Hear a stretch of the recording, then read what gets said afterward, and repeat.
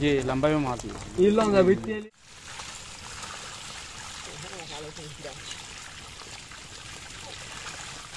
আমি একজন মাছ চাষি এবং শহীদ ভাই থেকে আমি এখন চতুর্থবার পোনা সংগ্রহ করতেছি। প্রথমবার ধানি পোনা নিয়েছি এবং ধানি পোনা নেওয়ার পর এখন ইঞ্চি পোনা প্লাস হওয়ার পরও আমি এখন চতুর্থবার ওনার থেকে পোনা সংগ্রহ করছি। ওনার পোনা আমার প্রথম যেগুলো নিয়েছি এগুলো গ্রোথ ভালো, সেজন্য আমি 3বার নেওয়ার পরে চতুর্থবার আবার আসছি পোনা সংগ্রহ করার জন্য।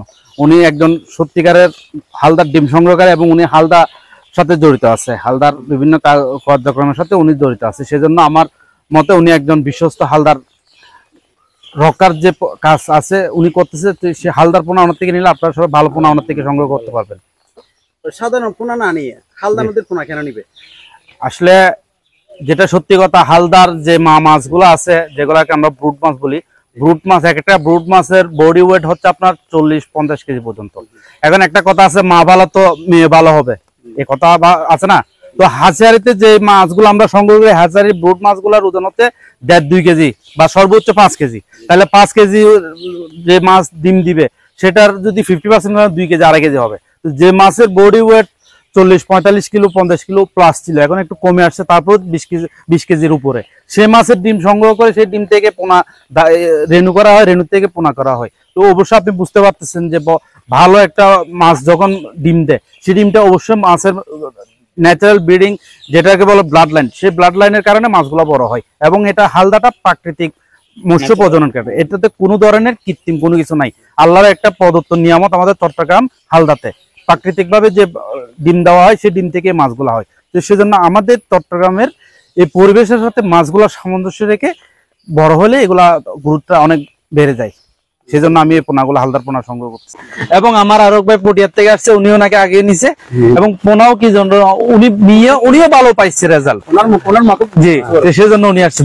আমি গত মাস 2 আগে ওই শহীদ ভাই থেকে পোনা খবর পেয়ে অনলাইনে আমি ওই শহীদ ভাইয়ের কাছে আসলাম। তো আসার পরে আসলে আমি এমনি কোনো মৎস্য কোনো চাষিও না, শখ করে আমি একটা পুকুর নিছি। পুকুরে লোকাল নিয়ে যা 22-23 যা এখানে পোনা ফেলতেছি, আমার ওই রকম উন্নতি নেই। শেষে শহীদ ভাই থেকে নেওয়ার পরে পোনা নেওয়ার পরে আমি মাস 2 আগে এখন ওই পোনার উপর আমার সন্তুষ্টিতে আসছে, যার কারণে আজকে দ্বিতীয়বার আমি আবার আসছি। তো যে আপনারা শুনছেন রেহান ভাই আজকে সহ 4বার চতুর্থবারের মতো হালদার পোনা নিয়ে যাচ্ছেন।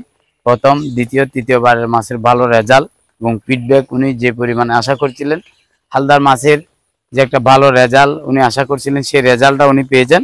সেই জন্য আজকে সহ চতুর্থবার উনি হালদার পোনা নিয়ে যাচ্ছে।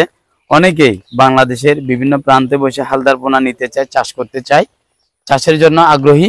কিন্তু আপনার এই যে হালদার মধ্যে যে 2 নাম্বারই করা হয়, সেই হালদার যে একটা বদনাম রটানো হয়, সে কারণে মানুষ আগ্রহ থাকলেও চাষের আশা করলেও নিতে পারে না। তো একজন চাষি ভাইয়ের মুখে আপনারা শুনছেন, 2জন চাষি ভাই আজকে এরা দুজনে পুরাতন আমার কাছে একজন দানি পোনা নিয়ে গেছিলেন, যে এই ভাই 4বার আজকে সহ পোনা নিচ্ছেন। একদম শতভাগ অরিজিনাল হালদার পোনা আপনি যে প্রান্তে থেকে হোক নিতে পারবেন ইনশাল্লাহ নিশ্চিন্তে। এবং আমি যেহেতু একজন ডিম সংগ্রহকারী এবং ডিম সংগ্রহ করি পরে রেণু উৎপাদন করি, এরপরে আমি আমার পুকুর থেকে পোনা বিভিন্ন সাইজের পোনা বিক্রি করে থাকি।